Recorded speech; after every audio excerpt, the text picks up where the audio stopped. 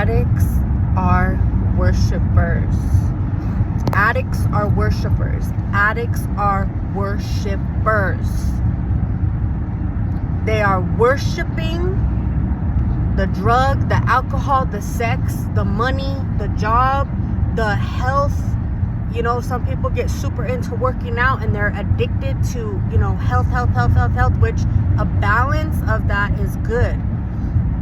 Obviously, it's necessary. We need to be healthy, you know. We need to be fully healthy, spiritually, mentally, physically, emotionally. But people that overdo it with their physical health and that's all they ever obsess about, they're worshiping it. I was addicted my entire life. My entire life I was addicted. I was addicted to drugs. I was addicted to sex. I became addicted to materialistic things. I was addicted to relationships, codependency, toxicity, abuse. I was addicted to comparison. I was addicted to whatever. Like, just,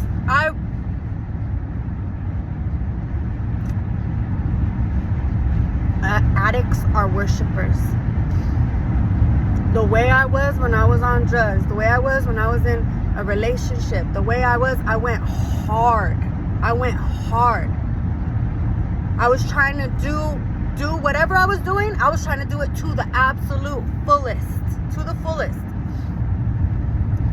And there was never enough. There was never enough for me.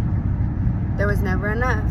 There was never enough, you know, anything. There was never enough. Like, I wanted more. Now that I'm tasting the love of God and I'm experiencing His love and who He is, I cannot get enough. And I believe it'll be like that for anybody that tastes and experiences the love of God. You're not going to be able to get enough. You're going to want more. We were made for this. We were literally created. This is the one who made us. He created us this way. So everyone that's out there doing anything else but getting close to God and experiencing His love, you're lost. That's what you're looking for. You're looking for God's love. You're looking for it in something else. You're lost. You're empty. You might feel temporary satisfaction. You might feel temporary pleasure, temporary happiness. But deep down inside, you are lost. And you are empty in the name of Jesus Christ. Straight up. Like, it's truth. It's real. I'm just driving down the road. I'm worshiping God. And I'm just like, I want more of you. Like, more of your presence. More of your presence. More of your love. Like, I don't even know how to, like, express this in words better than how I'm doing it. I want more. There aren't even words to express how wonderful, how beautiful, how just loving He is. Love. He is the definition of love. Forget drugs, forget sex, forget money, forget accolades, forget all of that. Like, for real, any human love doesn't touch God's love. So for those of us out there that want the best of the best, we're not trying to, like, when I was like I said, when I was in the world and I was doing drugs, I wanted the good stuff. I wanted the pure stuff. I used to shoot up in my veins. Like, I wanted to do it the right way. You know what I mean? Like, I'm trying to go hard. I want the best and I want the most efficient and effective way. That's how I am. If you are like that, and you are not trying to play games and get anything that's mediocre, anything that's counterfeit, anything that's fake, anything that's you know, knockoff, wannabe. If you're trying to get the real, if you're trying to get the pure, if you're trying to get the real deal, the love of God is the only thing. There's nothing that can touch it. And you will want more and more. And the good thing about it is that He will give you more and more. And it's not going to be something that kills you, like addiction, like gambling, like anything else that you get like that with God. We can have more and more and more of him, and it's a beautiful thing. We do have to empty ourselves out, and we do have to go through a process of sanctification and purification, and it's a process, and it's not always fun. Like it there are times where it's painful, but it's so worth it. So to every addict out there who goes hard, or who's even lost hope, who's on the streets, who's given up everything, their family, their life, just everything for this drug, for this, whatever it was that you gave everything up for, to chase after this thing, and you just want more, you're going after the wrong thing. You were created to be a worshiper. You are a worshiper. You are worshiping something that's sucking you dry, that's killing you, and that isn't even the real deal. Like, it's not even worth it. Like, it don't even feel that good. Like, try Jesus Christ. Straight up. You were created to worship God.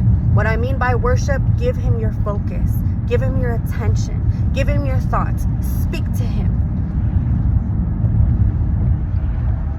Give him your intimacy.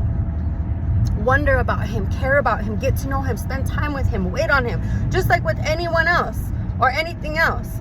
People that are on drugs, you hit up the plug and you're sitting there waiting. The plug's over here like, oh, I'll be there in 10 minutes. Like, I'll be there in an hour. Really? They're parked up the street. They're just messing with you. Like, you do so much for these other things.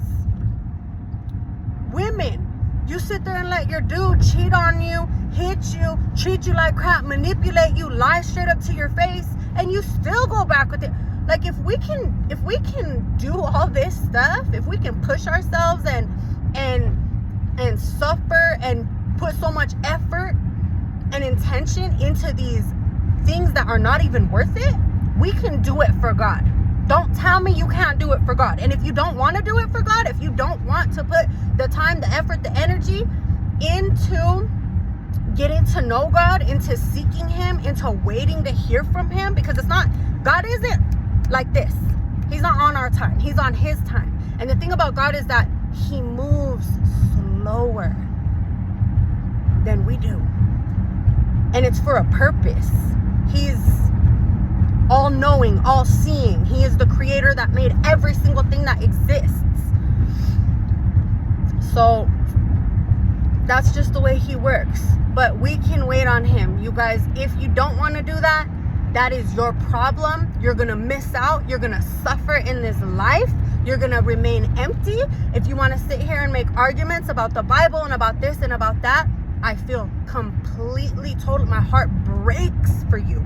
My heart breaks for you, because you're missing out on true love. You're missing out on the one who loves you the most.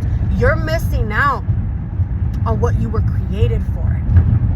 You're missing out on eternity, and you will remain empty. You will remain lost. You will remain unhealed. You will remain. And even if you don't have like a super bad life and you don't struggle with anything like super severe, if you're not connected to Jesus Christ and you're not pursuing a relationship with God, you will spend eternity away from God. And that means you will be in pain and agony and suffering, not because he's a mean God and because he's condemning you, because you are choosing to stay separated from him in this life, so you will choose to stay separated from him in the next life. If that's your choice, then that is your choice. God doesn't want that. It says in his word, it's not his will that any should perish. He doesn't want you to be separated from him here. He doesn't want you to be separated from him in the next life. He doesn't want you to sit here and wander around trying to find an antidote, trying to find a medicine, trying to figure out, spending thousands of dollars on therapy and medications and antidepressants. He is the answer. I'm not on any sleeping meds. I'm not on any antidepressants. I'm not on any drugs. I'm not on any medically assisted treatment for drugs. I'm not on anything. Nothing. And I've been through actual hell and back. He's healing my trauma. He's healing my wounds. He's healing everything. We were designed and created to have a relationship with him, to worship him, to receive his love. We were created to receive his love. To receive his love. God doesn't need us. He don't need us. He don't need our worship. He don't need nothing from us. He wants our hearts, because if he has our hearts, then we're in a love relationship with him. Today's Valentine's Day. Today is Love Day. Give God's love a try, and I promise you it will change you for the rest of your life and for all eternity, and it will affect the generations after you. If you don't want to do that, like I said, it's your choice. You're a big girl, you're a big boy, you're grown, you can think for yourself. God's given us all free will. If you don't want to do it, that's your choice. But to those of you, like I said, who struggle with addiction, to those of you who are just, maybe you don't struggle with addiction, but you're lost, try God. It's what you were made for. He made you. He knows why he made you. Receive his love today. Receive his love today.